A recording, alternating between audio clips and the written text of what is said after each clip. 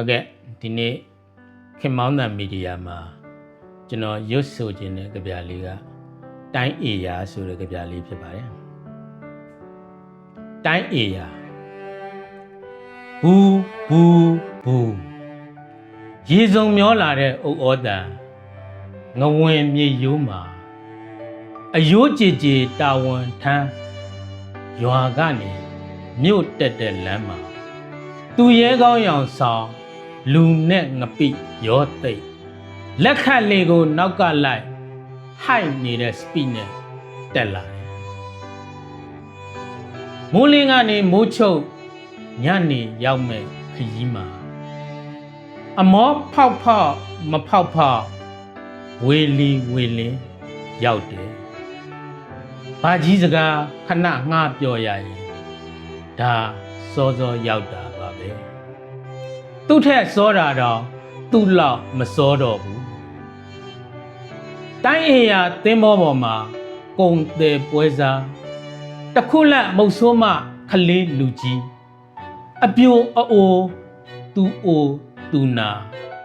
ဆေးရုံအရေးပေါ်လဲပါတယ်လေဗျာဒီလိုနဲ့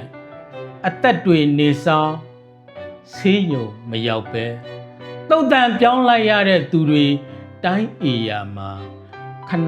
ဏပါတာပေါ့ဗျာအစင်းလားပသိမ်ကနေရွာအထိမိုးပလင်းငင်ထွက်သင်းဘောစိတ်အစင်းမှာခပိုက်နိုင်လဲရှိလူလိမ်လဲရှိ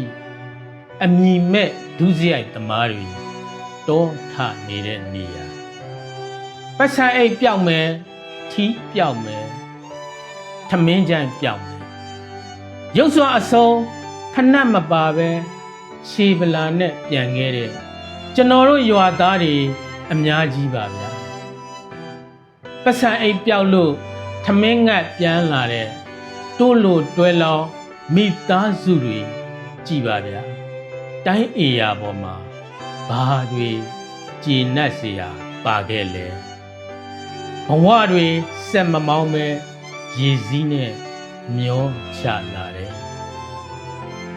ကျင်းလက်တောသားတွေဆိုတာ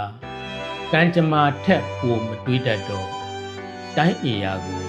ကျေးဇူးရှင်လို့မှတ်ခဲ့တဲ့လူတွေပါငဝင်မြေရိုးတခြားဒါမဆာလာခေရဲ့